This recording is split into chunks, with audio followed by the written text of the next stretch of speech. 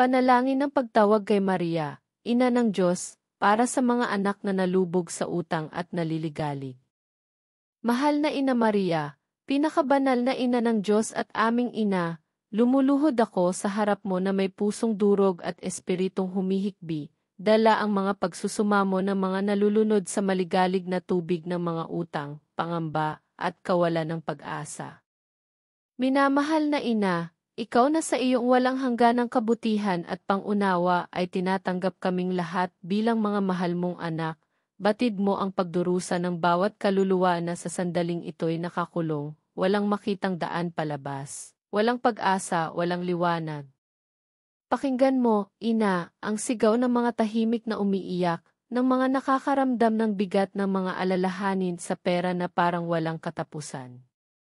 Ikaw na nagdala sa iyong sinapupunan ang tagapagligtas ng mundo, ikaw na nakaranas ng hirap ng buhay at pait ng mga pagsubok, ipalaganap ngayon ang iyong manta ng proteksyon sa mga anak mong ito na naliligalig. Tumingin ka ng may awa sa mga nakakulong sa mga tanikala ng utang, na nakikitang gumuho ang kanilang mga pangarap, nawawala ang kanilang lakas, at lalong lumalayo ang kapayapaan ng kalooban. Ina ng kabutihan, makiusap ka para sa kanila sa harap ng iyong anak, ang aming Panginoong Hesukristo, upang ang kanyang biyaya ay bumaba sa mga buhay na ito at baguhin sila, magdala ng kaginhawahan at kalayaan.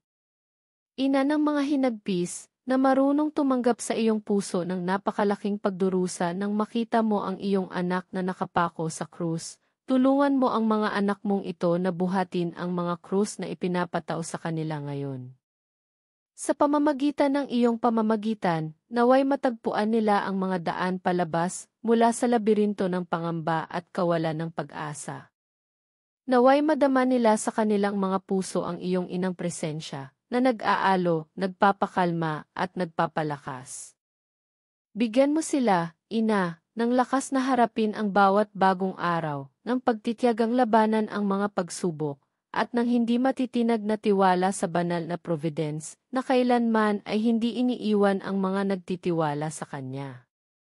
O Ina, kanlungan ng mga makasalanan at aliw ng mga naliligalig, gawin mo nawa na ang mga anak mong ito na nalubog sa utang ay makakita ng liwanag sa dulo ng lagusan. Isang pag-asa na sumisibol kahit nasa gitna ng pinakamalalim na kawalan ng pag-asa.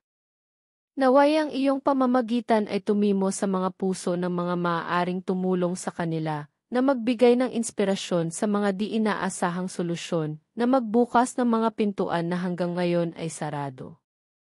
Ina, naway ang lahat ng pagdurusang ito ay hindi maging walang saysay, kundi, sa pamamagitan nito, sila ilumago sa pananampalataya, pag-ibig at pagtitiwala sa Diyos. Turuan mo silang, pinakabanal na Ina, na tumingin sa itaas, na hanapin sa kalangitan ang lakas upang malampasan ang mga kahirapan sa lupa. Na sa bawat kahirapang pampinansyal, sa bawat sandali ng pangamba at kawalang katiyakan, kanilang maalala na ikaw, mahal na Ina, ay nasa tabi nila, lumalakad kasama nila, binubuhat kasama nila ang kanilang mga krus. Pinapahid ang kanilang mga luha. Bigyan mo sila, Ina, ng karunungan upang pamahalaan ang kanilang mga pananalapi ng may responsibilidad at ng kababaang loob na humingi ng tulong kung kinakailangan. Sa pamamagitan ng iyong pamamagitan, naway matagpuan nila ang kapayapaang kanilang inaasam, ang kapayapaang tanging sa iyong anak lamang matatagpuan. At nawa, sa pagtatapos ng kanilang paglalakbay ng sakit at pagsubok, kanilang mabalikan at makita kung paano sila inalagaan, kung paano sila kinalinga mo, mahal na Ina. Naway sila'y makapagpatotoo na may pusong umaapaw sa pasasalamat, na kahit sa pinakamadilim na sandali, hindi sila kailanman iniwan. Ikaw, Maria, bituin ng umaga, ikaw ang gumabay sa kanila, nagbigay liwanag sa kanilang mga daan, patuloy na nakiusap para sa kanila. At dahil dito, sila ngayon ay maaaring itaas ang kanilang mga tinig at kamay sa langit, sa pagpupuri at pasasalamat, dahil alam nilang, sa pamamagitan ng iyong pamamagitan, sila inaabot ng pag-ibig at awa ng Diyos at pinalaya.